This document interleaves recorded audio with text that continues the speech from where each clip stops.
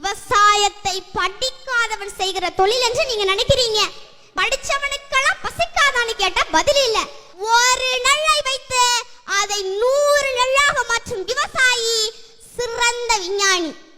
சும்மா பாடத்தை படிப்பதும் பரீட்சை எழுதுவதும் படிப்பல்ல. படிப்புக்கும் அறிவுக்கும் சம்பந்தமே இல்ல. விதைகள் உறங்கினாலும் விதைத்தவன் உறங்குவதில்லை. என்னடா இந்த பிள்ளை இப்படி பேசுதுன்னு நினைக்காதீங்க.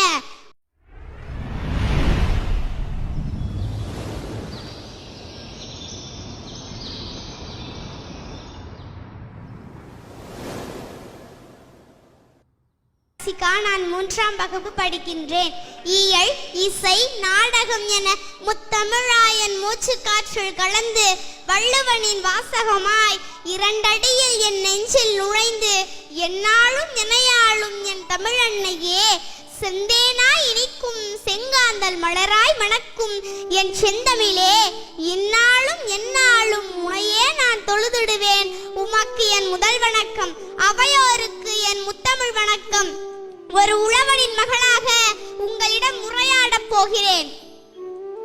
உலக புகழ்பெற்ற தேசிய நெல் திருவிழாவிற்கு சிறப்பு அழைப்பாளராக வருகை தந்துள்ள திருவாரூர் மாவட்ட ஆட்சியர் திருமிகு தி. சாருஸ்ரீ அவர்களை வருக வருக என அன்போடு அழைக்கிறோம். மற்றும் உலகத்தின் உயிர் நாடியாக விளங்கிக் கொண்டிருக்கும் விவசாய உழவர் குடி பெருமக்களையும் வருக வருக என அன்போடு அழைக்கிறோம். நம்ம ஐயா வள்ளுவர் சொல்றாரு பாருங்க, உழுதுண்டு வாழ்வாரே வாழ்வார், மற்றவரெல்லாம் தொழுதுண்டு பின் செல்பவர்.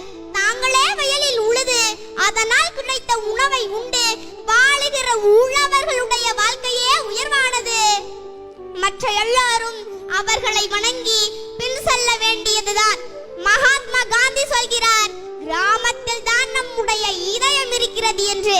ஏனென்று தெரியுமா? ஏனென்று தெரியுமா? அங்குதான் விவசாயம் இருக்கிறது, அங்குதான் உலகத்தின் உயிர் நாடியே இருக்கிறது என்றார் மகாத்மா காந்தி. அப்படிப்பட்ட விவசாயத்தை நேசித்த உழவர் பெருமகனை பற்றி பேச போகிறேன்.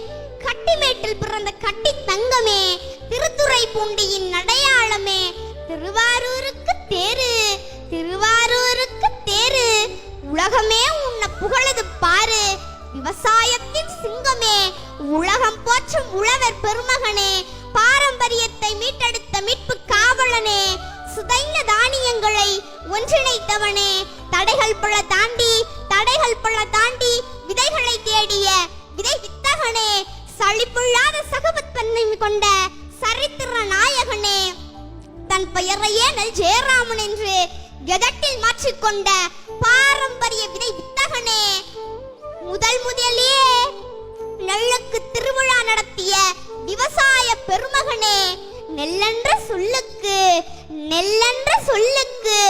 உன் பெயரே சிறப்பு, தேடலின் முழுமையே தேவைகளை தீர்க்கும் 6 கால்கள் கொண்டு உலகம் முழுவதும் வாழும் எறும்பு போல தன் நாசாருடைய கருத்துக்களை கொண்டு வாழ்ந்தவர்தான் நம்முடைய ஐயா நெல் ஜெயராமன்.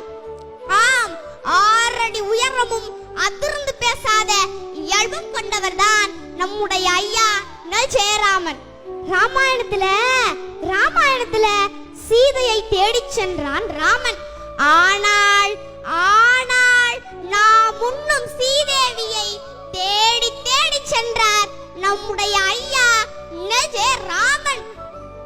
விவசாயத்தின் மீது அவர் அளவுள்ள ஆர்வம் கொண்டதால் பாரம்பரிய விதைகளை பாதுகாத்ததற்கான தேசிய விருதும் மாநில விருதும் குடியரசுத் தலைவரால் அவருக்கு வழங்கப்பட்டது.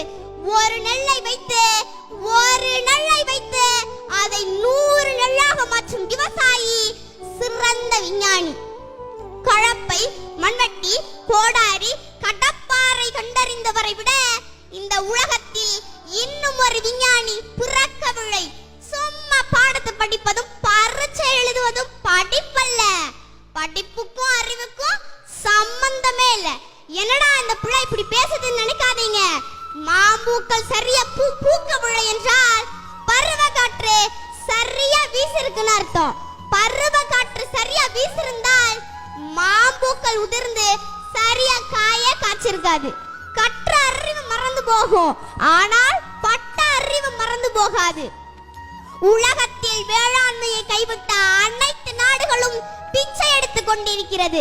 அந்த நிலைமை நமக்கு வந்துவிடக் கூடாது.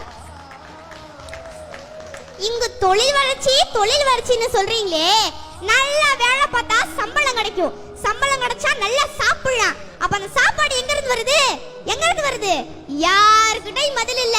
விவசாயத்தை படிக்காதவன் செய்கிற தொழில் என்று நீங்க நினைக்கிறீங்க. விவசாயம் என்பது தொழிலே கிடையாது. அது நம்முடைய பண்பாடு, வாழ்வியல் என்பதை நீங்க புரிஞ்சுக்கணும். விவசாயத்தை படிக்காதவன் செய்கிற தொழில் என்று நீங்க நினைச்சீங்கன்னா, படிச்சவனுக்கெல்லாம் பசிக்காதான்னு கேட்டா பதில் இல்ல. அப்ப படிச்சவங்க சாப்பிடாத, யார் சாப்பிடாத? விதைகள் உறங்கினாலும் விதைத்தவன் உறங்குவதில்லை என்ற வாக்கியத்திற்கு ஏற்ப வாழ்ந்து காட்டியவர் தான் நம்முடைய ஐயா நெல் ஜெயராமன். உலகத்தில் எல்லா மனிதர்கள் செய்கிற தொழிலைத்தான் செய்கிறார்கள். ஆனால் விவசாயிகள் மட்டும்தான் தெய்வத்தின் தொழிலை செய்கிறார்கள். என் அன்பிற்குரிய உழவர்குடி பெருமக்களே, நல்லா புரிஞ்சுக்கணும். உழவு இல்லை என்றால் உணவு இல்லை, உணவு இல்லை என்றால் உயிர்கள் இல்லை, உயிர்கள் இல்லை என்றால் உலகமே இல்லை. அதனால் உழவை மீட்போம், பாரம்பரியத்தை காப்போம், இயற்கையை நேசிப்போம், நஞ்சில்லாத உணவை அனைவருக்கும் கொடுப்போம். மீண்டும் அடுத்த நெல் திருவிழாவில் சந்திப்போம். வாழ்க தமிழ், வளர்க தமிழ். நன்றி, வணக்கம்.